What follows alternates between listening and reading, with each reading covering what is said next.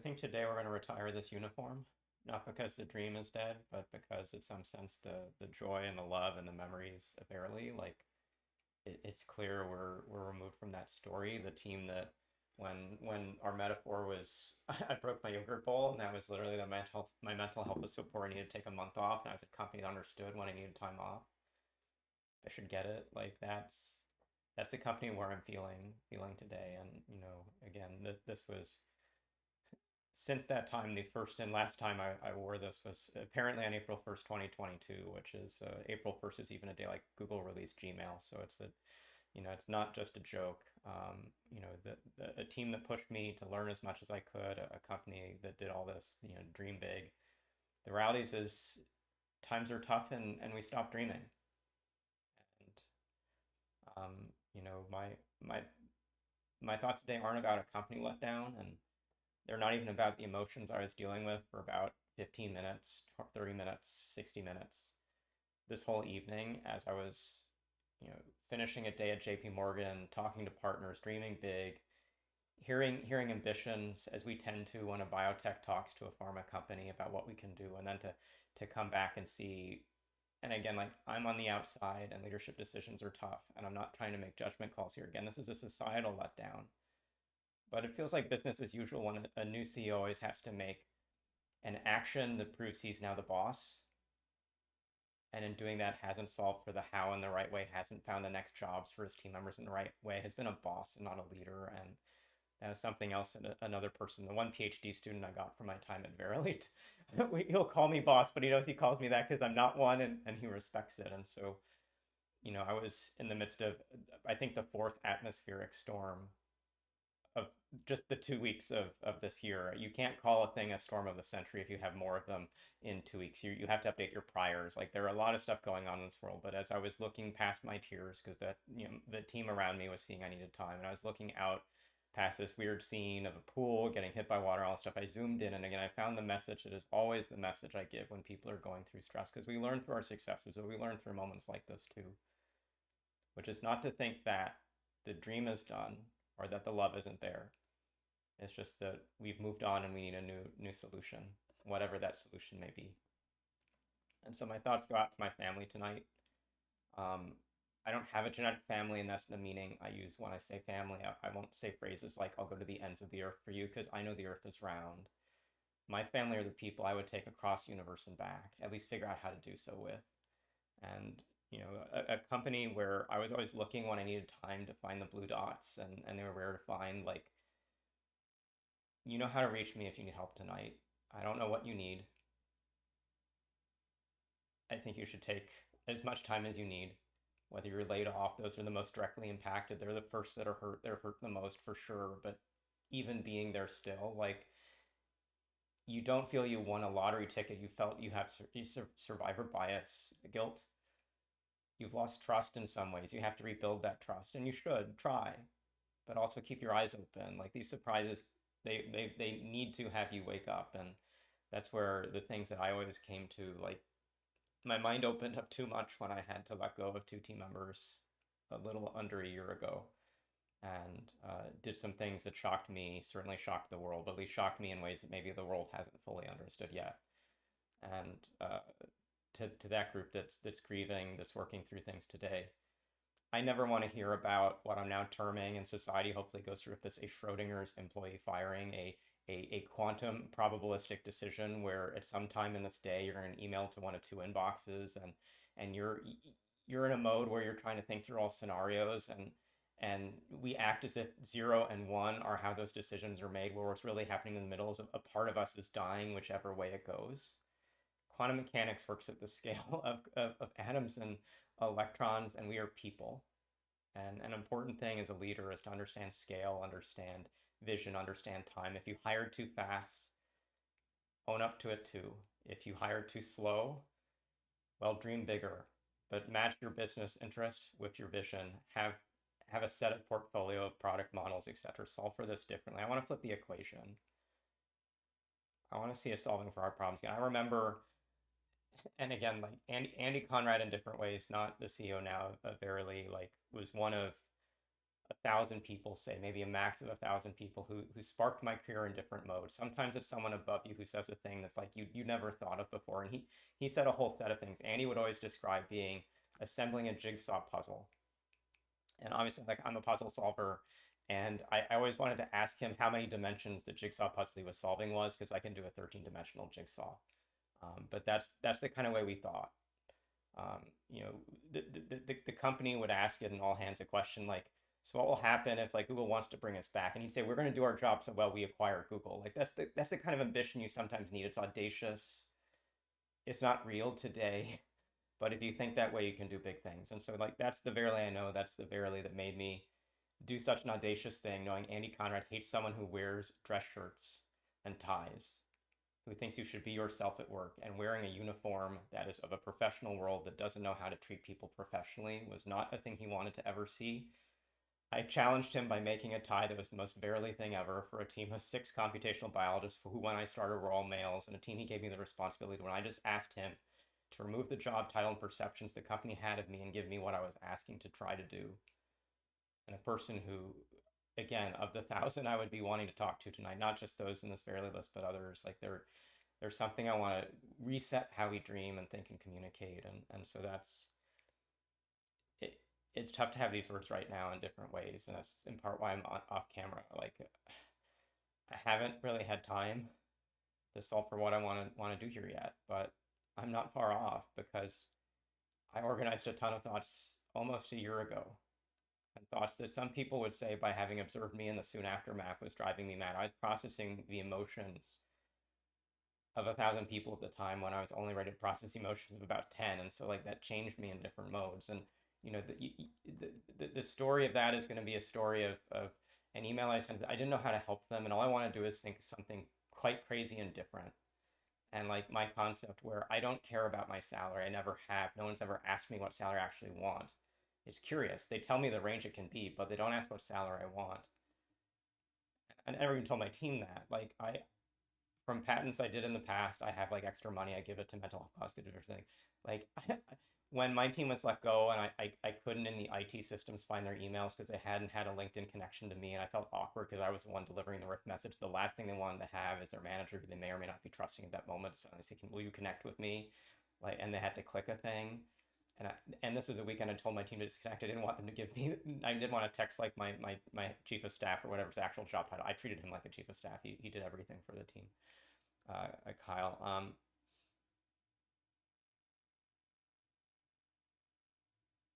Sorry, I tried to solve a problem by accepting a constraint, which is the world is broken. I didn't want to ask my team, and I didn't know their email addresses, and I felt, well, what I'm really not solving for is that symptom of not having their emails. I'm solving the symptom of knowing we need to shrink the company, but not also having a plan in mind for where those people go. If I even had one day to tell the team that something like this could come up, if I could talk with everyone and talk about where might you want to work, I could already start using my network. And I mean, like, adaptive follow through. I don't know the story for Verily right now, but starting with a bad surprise just shocks people in a way that what they'll learn is who to stick to in the future leaders. And they're not going to care about the uniforms they're wearing. They're going to care about the heart that's under the shirt, whether it's on or not. If they're running naked in the streets of Burlingame with their hair off, that doesn't reveal sanity. It reveals a different state of their character. They don't have an allegiance. I wanted to raise $100,000 matched to them, at least as a starting point, so they could just take a year off.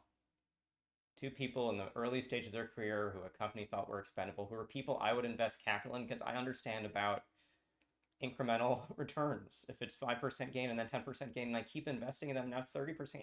I'm investing in humans to just solve hard problems and be the valued people you would never say is a role you don't need. And again, like, I don't care about the role titles. So if the titles are wrong, let's sort of change that. But you know, and the audacity of it got to where, like, and again, like, my mental health was quite stressed.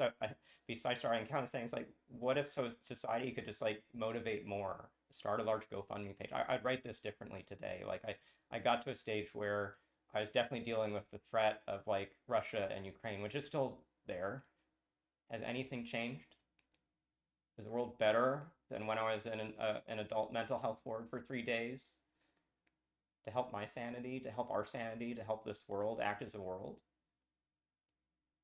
And so I read moral philosophy. I try to figure out what is a decision in the middle that benefits as many people or most people in a way that it's certainly not harming others. I mean, there's a utilitarian kind of way to think through it. I'm more Aristotelian and kind of that moderation in all things, including moderation itself. Like the audacity of just saying like a penny for everyone, like that's $100 million thing to do. Like, what if we could even just get, dollars to do that? Because the decision that happened today might be saving dollars to that form, but to just say, you know, when we're focusing on dollars so much that we're missing the fact there's more to this world than income, that there are problems we need to solve that aren't the comfort of just our individual lives and Netflix and chill and all that waste is easy and innovation is hard. Like nothing's different in this decision. I was at an innovative company that didn't have a business mission and didn't lead on its research per se, but I was at least doing scientifically risky things. And like they wouldn't maybe publish the contact lens result in glucose sensing this way, but like we tested with the perfect of engineering to answer a question of could you actually look at oral tear glucose versus blood glucose. We call it BGTG. And in that decade, with that technology, and probably because the biology will never work, we proved it couldn't work. And proving a no-go is a thing to celebrate, and we did. It was one of the things that we dreamed in a way that we at least were trying to do a Mars shot. We didn't start with a moon shot. We did a moon shot before I was born. We're still using the terminology of our past. Anyway, the message I had to my two team members, because I just wanted to say something to them, which wasn't the script I was told to read the last time I got to talk with them until I was mostly managing my team's emotions for 5 days while giving Melissa and Taylor space. This isn't, I don't know all the names to talk to today. Like one of the things with the Schrodinger's firing is the next day is kind of just catching up with who got fired. And I don't want to ping any of my network to learn because it's not my role to solve for my grief today. It's my role to pick up all of their grief and dump it to other people in my support network that are farther from the space, because that's how you help in a crisis. You can be a crisis leader, but not by causing the crises. So when you see this, you might know who it's from. This is still and again, I had to be an anonymous leader because I couldn't like write a company message and say like it's very clear who the message is from. But like when you see this, you might know it's from. This is still a first draft of the words your leader really wanted to say to apologize yesterday. Their advice right now is what any sane friend would be telling you at this time. Don't rush into a worse place. Don't even think about the resume for a bit. You have your other family members at Verily and everywhere else in this world watching out for you. Rest for now and have some fun today. All of us, not just me, need some time to think through the real apology that we all deserve. That apology won't erase today. It won't erase the start of this year for those like I didn't have power because of windstorms and other stuff. People have had far more stress for other purposes. But like this world is feeling like a world of more and more suffering and shutting down, and we deserve more. And to solve for us, a lot more needs fixing. The symptom is your emails are hard to find. The symptom are reductions in workforces. Keep thinking bigger, find the disease. I have my answer, it may be wrong, but I've at least kept watching, because you have to treat the disease and not the symptom. You have to think big. And where the thing at the start was saying I was raising money for them, the message they need to hear is they don't need money. And so that's the one I wanted to give them. And it's the one I want to give you. This surprised you. It surprised me. Please wake up. Don't work for a boss. Work for a leader. Better yet, just be a leader. We'll get $100,000 and a penny eventually to seed funds. Again, we're getting a penny for everyone in this globe, and $100,000 from Elise, and $100,000 for Taylor. You ultimately won't need either of these things. You can rebuild from harder experiences than this. It just sucks right now, and you can't remember hope or love. I couldn't necessarily remember hope or love either until I just looked out a little bit. This isn't sorry, too many decks. I couldn't remember hope or love until it was randomly on the side of a building in SF as in the space where I was pausing to kind of meditate and cry until someone came over and felt it was more important to watch out for me than just let me watch out for myself, because I've been through far harder than this. Because again, I'm the one that's trying to get ready to support you, and so I had to work through my emotion, but now I'm set, and the blue dots are on all these slides, and you know what those mean.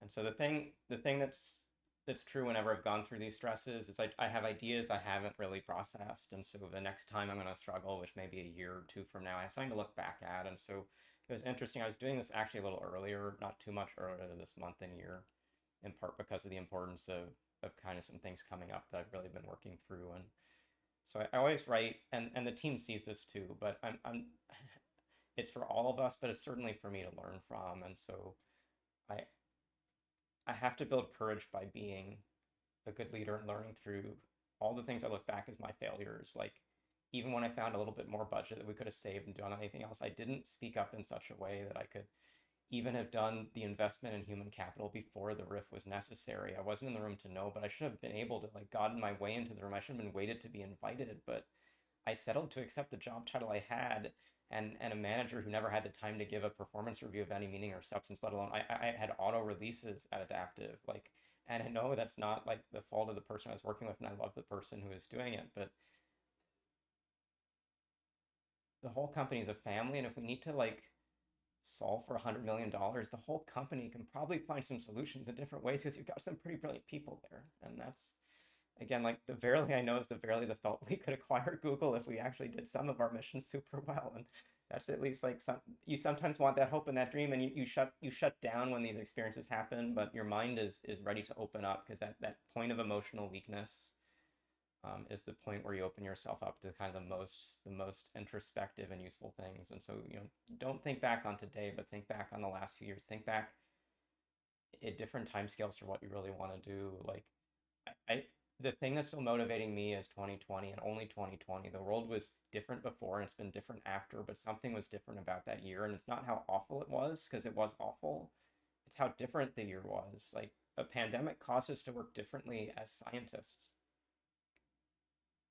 It certainly had us go on Zoom and all the other stuff. And that's like what all of society experienced. But I didn't have to take 2 months to get the most basic of legal agreements signed because we were redlining over a single line. And you were redlining over your own red lines. I didn't have friction everywhere I looked. What we knew is we needed to just bring everything we could to the table. Companies that never worked in COVID. My brother, who's a synthetic organic chemist at the University of Chicago, was suddenly also now making antivirals just because we were all trying as one planet in our own ways. Some who had to stay home but were building like new entertainment systems or making Twitch enjoyable to watch or other stuff. We all were helping each other out without needing to know where to step up. And some of us needed to like slow down and just like 2020 was different, and it's something I've been thinking through for a lot of the last few years, and for sure after I had to leave Adaptive. And people have been wondering why I joined the place I'm joining. I have a story to come, and it's not for today, but it's for soon. Um, Quality times quantity is the work that matters, and I know the people that are in my family, and it won't matter what company they're at. We are always working towards the same problem. We are working across companies, but the social network is solving the societal goals, and what we need to do is keep amplifying the social network, because that's a different way to think of the world. And it's not the world of of today, but it's the world we can become. If there's some unknown friction, about superconductivity.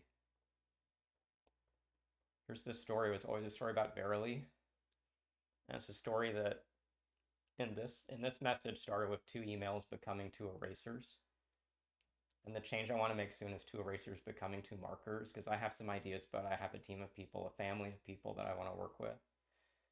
There's some stuff we're going to clean up, but we have to start doing.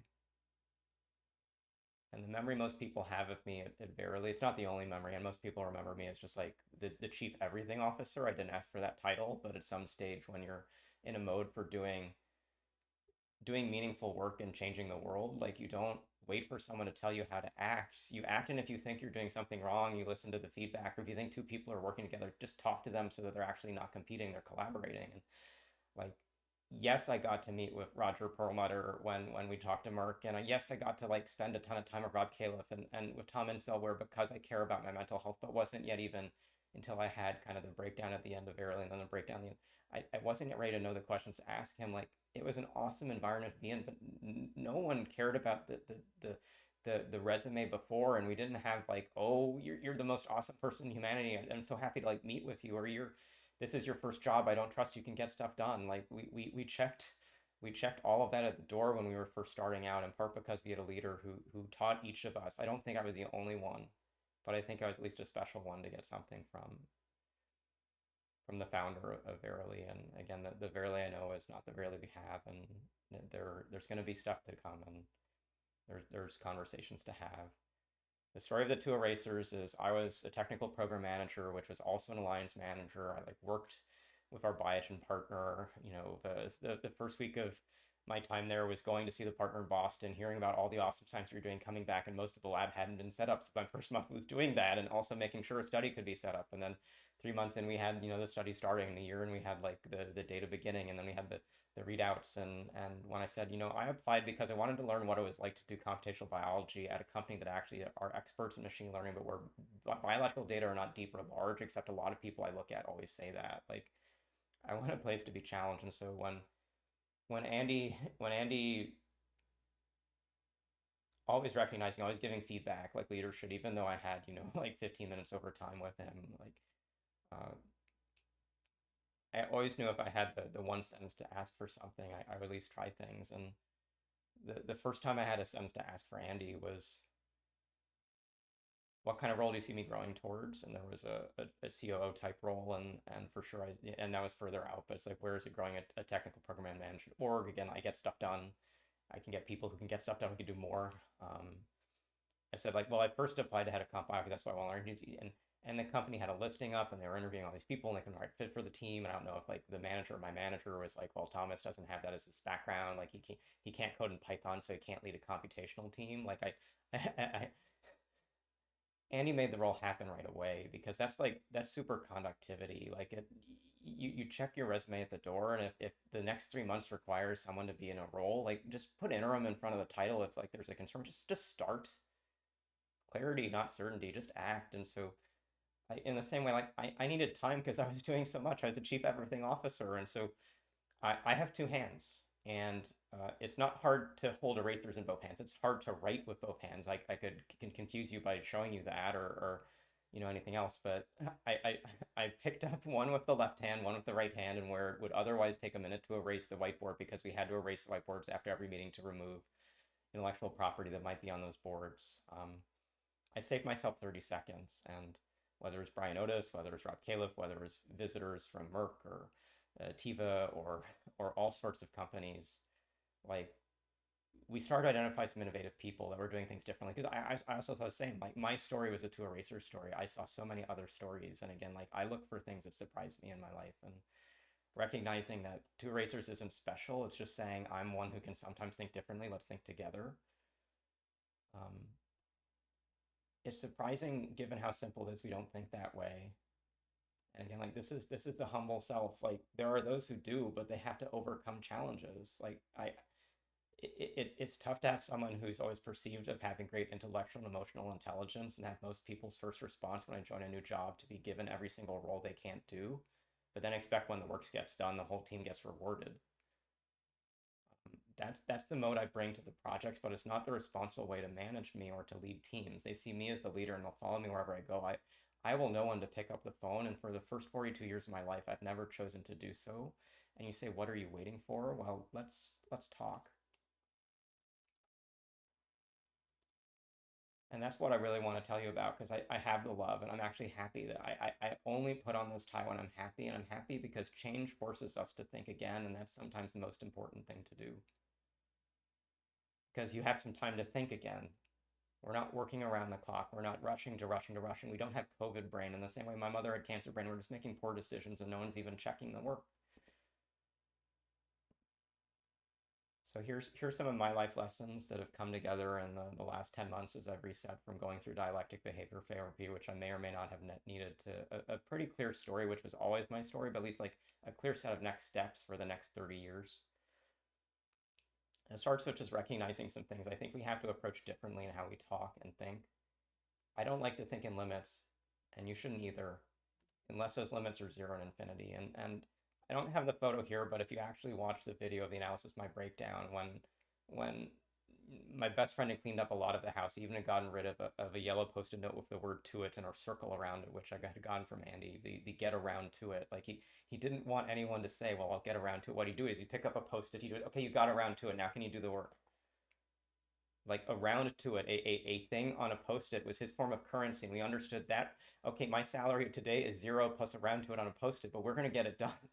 And then when it comes back to the next things that we understood that those are actually like, probably the limits. Nothing is a limit. Like, yeah, I understand there's negative infinity too, but in some sense you can do nothing. If you Netflix and chill is a fine thing to do, and that's nothing, and trying to change the world is infinity. And somewhere in the middle is what our job should be. And that's how I like to think of things. And you can scope from there, but at least start with those as your starting points. Know the worst it can be and the best it can be, and actually ask a friend and understand what you felt best could be was far from infinity. Maybe what you thought was working at Google is cool. Google in as a number is much closer to zero than infinity. It's probably like one in the context of zero, and at some stages 0.1, and it, like 10 to the 100 is nothing. But you have to talk with others to understand what are even their limits. Naming something puts a limit on it. I want to be the scientific product manager for lung cancer. Well, you just said that you're not the full product manager for lung cancer. You need a partner, a business lead. Like maybe you're all ready to be the product lead for lung cancer without an extra adjective. Maybe I just want to call everyone on my team scientists, and it's okay if it's assistant or staff or other, but like the numbers don't matter because the roles aren't going to easily. If your complexity of work, if you can shape a project that's I will the work you should be given is up to your ability to deliver against it. But once you lock in language, you close your mind. If you say that I'll go to the ends of the earth for you, like even there, you're using words from centuries ago, and you're not thinking about those words. There are no ends to the earth. The earth is round. These were words we used when the maps were rectangular, and we felt if we sailed, we'd go to a space called Here Be Dragons and fall off somewhere. Like we say stuff like this. We say the sky's the limit, and we're like, that's exciting. The sky's the limit. Well, within the last century, we recognize not only is the sky not the limit, but saying the limits, the sky's pretty. We've gotten to space. We haven't gotten far into space. We've gotten to the moon, but that's where like I'm not impressed that we use moonshot as being audacious. And that took two countries in competition. What would it be if we had two countries in collaboration, or really one world? Like that, you know, and that's how I think. Not because I know it's possible. It's not. I'm one voice and I'm one actor, and like I'll be at one company, and I have like a network I want to talk to and help and support and love today. Will a Mars shot be solved by a techno king or a better society?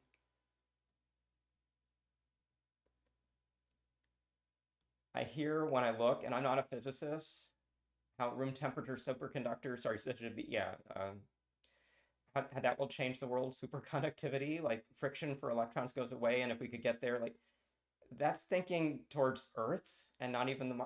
What if we felt towards the Alpha Centauri shot, and what we recognize is the vast expanse is all 2 degrees Kelvin? I have no idea what superconductivity means in space because I've never felt about the stability of those polymers and the gamma. I've at least like I've thought enough to be dangerous, and that's why I'm waiting for an expert to talk to me about this. But it's like all I ever hear about are Earth-based thinkings, and even there, it's like who can get to it first, just how we approach it as if it's like some academic Nobel Prize thing. And we should give prizes to bright people, but those people probably don't want the prizes. They probably want to do the great things. I don't like to think in job titles. And this isn't for my team, but this is for anyone who's excited by anything I've ever done in my life. Start when you talk to me with not me applying to a job in your company, but at least like looking at a resume and having a pre-interview that just is trying to fit me into a role that your company might need for someone. And yeah, there's a path where the traditional thing is I'm gonna guess what you need. But like accepting a job title that is exactly defining what you're doing today says nothing about what you could be doing in the future. Like the first thing we have to do, whether a company knows to have like the next level up or other stories, like let me already write your next JD in your performance review, and let's start to say where you're red, yellow, green, and you're doing these things, you're awesome there. But if you don't solve for this, you have no path to scale your impact, and your impact is what you do around you with the team, and not yourself by the time you're in the middle stages of your career. And after that, it's being a leader of leaders, and then it's leader of leaders, then it's maybe the CEO of a company. We need a leader today of companies and biotechs and governments, and that person has to be so humble he cares about the weakest in the whole world. I only ever want to define the floor because there are people in this world who can't do anything. You ignore them. I was in San Francisco dealing with the rain, and I was able to wear a suit and be in a building and have an umbrella. Homeless people can't do anything. It's not that they're choosing to do nothing. They need help. Their impact to society may be negative. I don't start with them being negative. They're zero and they need help. I want to get them to point one because to them that looks like infinity. That's pretty fucking impressive. And the one thing I will never accept is friction. If you can't do your job, if you're working against a team member and not trying to talk, if you can't disagree, respect, and commit, then you're not on the team because you are slowing us down. I want exactly this. A company who understands that if they're looking for me, I should be finding on a search page of their history the job title Thomas Snyder with a blank page of responsibility saying dream and a list of what we'll offer, which is basically the lyrics to fitter, happier, more productive, comfortable, not eating too much, regular access. I want a job that I can do that won't kill me. If what you write looks like no surprises, a job that slowly kills me, bruises it won't heal, a song that says bring down the government, like we can have governments, but we have to like let work and it's not work life balance, it's life balance. And work is under life somehow, as is family, however you define it, as is like having fun and sleep and visiting and travel and eventually interstellar everything. But like we treat them as if they're saying life is the thing that's the most important in this tree.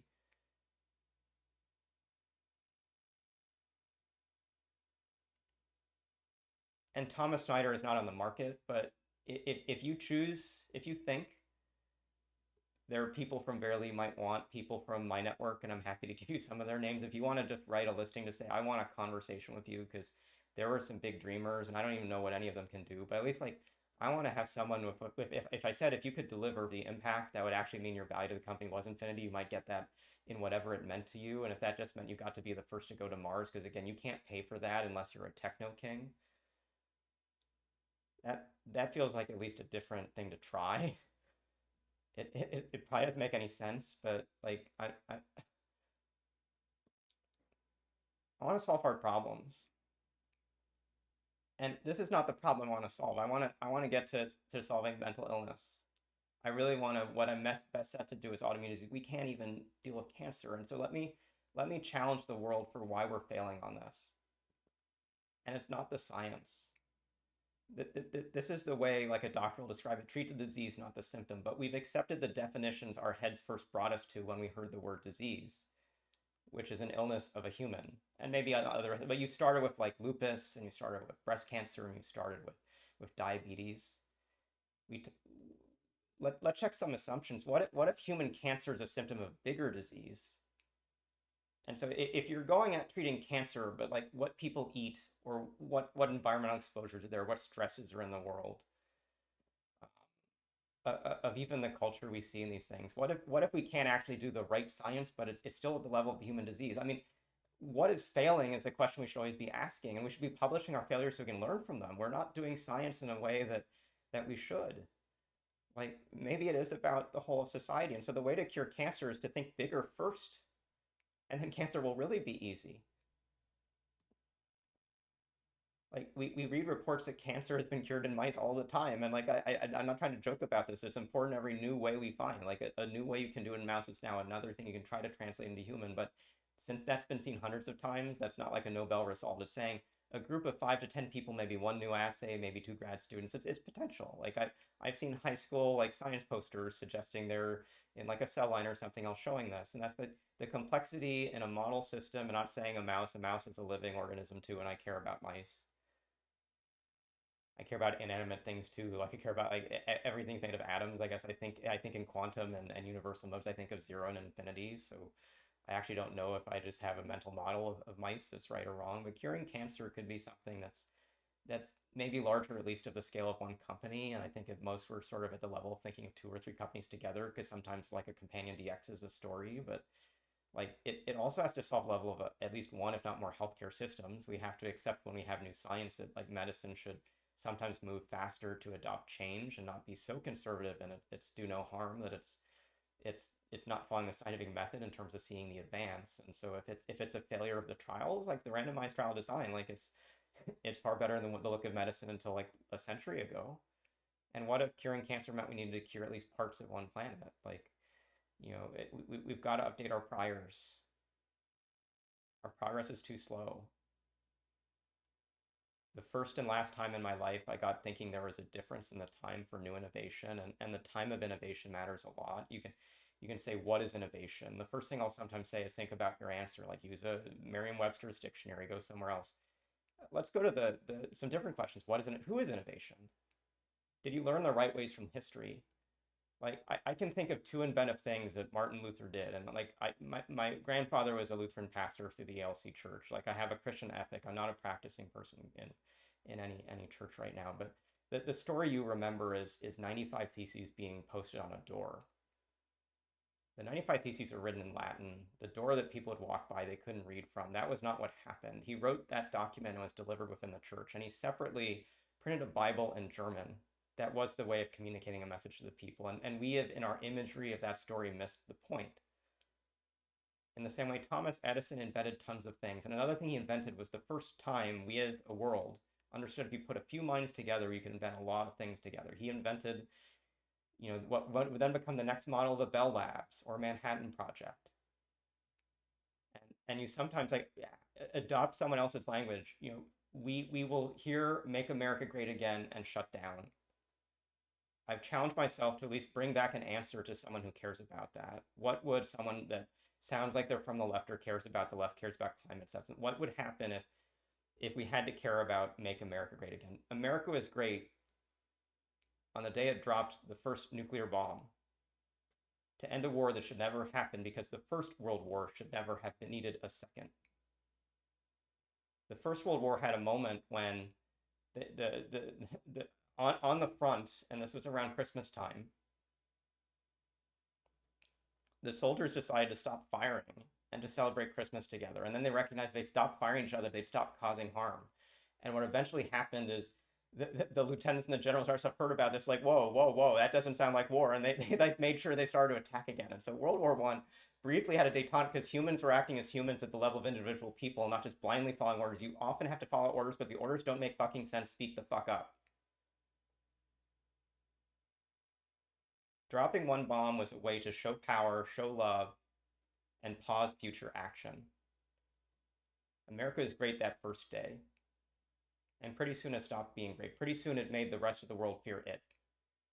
In the same way, if you look back in history, like with slavery and with other things, like the awesomeness we brought was at least bringing where we were, attacked ourselves and felt our responsibility to, like, we found a way to defeat Hitler and fascism and the annihilation of millions and millions of people, not just Jews, but people who didn't fit their definition of a single race, the group they wanted to be, the group to wipe out the right. Like, that was an important thing to end. And like you can view differently sort of the attack towards cities and other things in Japan, but that was going to be a war that was going to keep going and keep going and go. It just needed to end.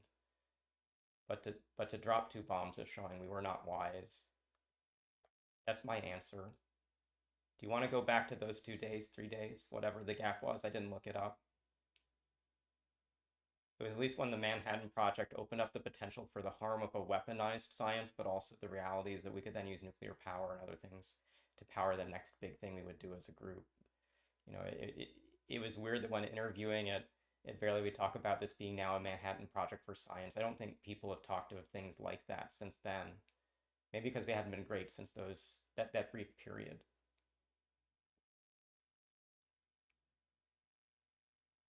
COVID was the time I saw it, and not the level of "Make America Great Again." COVID was when the world was great again, and not all of the world, but as I say, like we still have friction in places, and governments and public policy and other. Anthony Fauci and Donald Trump, like that, both were allowed to still have a podium for a time was at least a start, but for sure that the way that Project Warp Speed and other stuff happened, then it was like even we can argue what was delivered in time and sort of how it affects elections. Like a lot of leadership is not caring about being reelected. Leadership is recognizing we have a pandemic and we have to do stuff. And sometimes the government called. Like my story through the pandemic in March 2022 was joining Adaptive back, and my first day we were in office, and by the end of that week, all of Seattle had shut down. I was in temporary apartments with no connections in Seattle. The week after, everyone was frightened. We'd shut down travel to Europe. My CSO was afraid that even the airports from Seattle back to California were going to be closed. So we were having a Friday one-to-one the second week of thing. I think like March 15th. March 15th is the date that matters a lot to me. And if I'm remembering right, March 15th or a date very close to it in 2020 was a day that Harlan Robbins was a CSO who was starting to show all the traits of COVID brain and applying it back to me, where my decision was to make a rational completion of a Friday at work, fly back to my home on Saturday, and then just prepare for a different challenge for the rest of the year. And that first week was as tough, if not tougher, than that Verily first week. But a month in, we had samples from everywhere in the world. Like studies like Padua in Italy had collected the first samples from everyone in the village. Like when do you think of studies that audacious? Well, I think of studies that audacious around the same time America was great again. Like there were conscientious objectors in World War II who agreed to volunteer for starvation studies, and so much of what we learned actually about diet and other things came from studies you can't run today, but at least from people who are volunteering for things because it felt it could give back to the cause of soldiers who might be fighting in the Pacific without rations for a while, then MRD might matter. Like that sense of giving back was saying, I don't want to kill, but I want to help. And that's a choice too. Like war may come, but that there's a role for people who have all of those beliefs if we do this right. As a scientist, I saw I went in reading back the histories, like that there's a story about how we ended World War II, which is, I think, for our generation, how we also like approached the end of COVID. And COVID is now an endemic disease, but at least changed how we thought about our science. And I want to act with that same superconductivity, but not when it's an emergency. And that's not actually about fuel, it's about friction. You ask like, what's the problem? Like, just look that up and think about it a bit. All the things that slow us down. I don't have the right title. You're not giving us enough salary. This should be a VP level position. And you don't get to the company you should be at.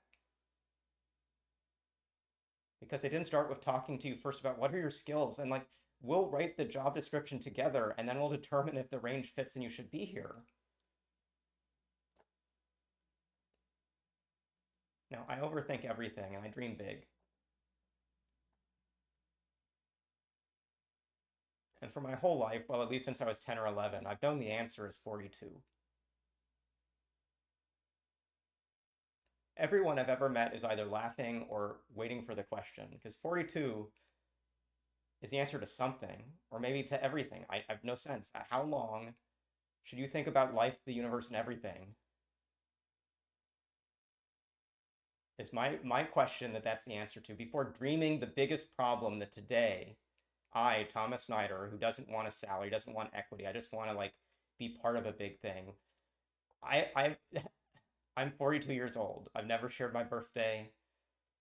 I have a story I want to tell before that number is actually 43.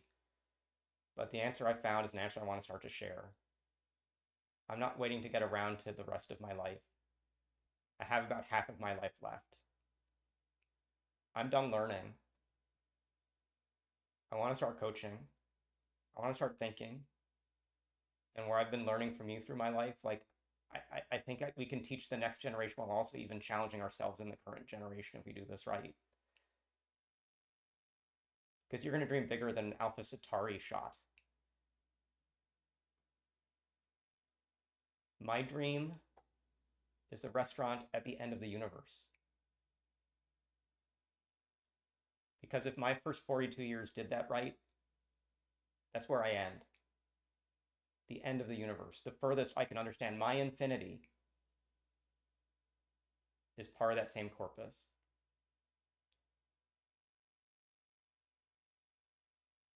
There might be cake. But anyway, I'm coming close to a birthday and some decisions, and you know, today was just to start to say, Verily team, family, like we're gonna try some things differently soon, but I still need some time to kind of really put through the first part of what I'll call a human culture deck. It's not a business deck. It's not a Netflix kind of like sort of deck. We're not going to talk about the kind of like we're going to define what it means to try stuff different.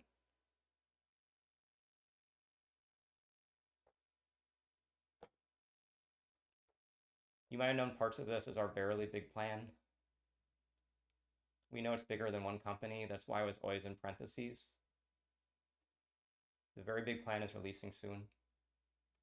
Keep a watch. The release is for the public, but you have my phone numbers if you need to talk sooner. My love goes out to you. The tears were of love and not of pain, and with time you'll learn that, but it will take time. So take the time until you've processed and thought through your limits, the limits you felt today. The thing they teach in DBT is to start with, in any day, thinking of the easy, the hard but possible, and then the impossible. And if you're dealing with depression or other things, you may be in a day that taking a shower feels impossible. And for me, on most days, taking a shower is easy. And so you remember days that felt easy, and so you feel awful because find the middle ground, which is something that is hard but possible. And that's what they teach those who are mentally ill, to try to kind of balance those expectations. Let's apply the DBT ideas to our society. We've done the moonshot. The moonshot is now in the easy box. What is hard but possible? Start to dream. Or at least wake up and start dreaming again. My love to you all. Good night.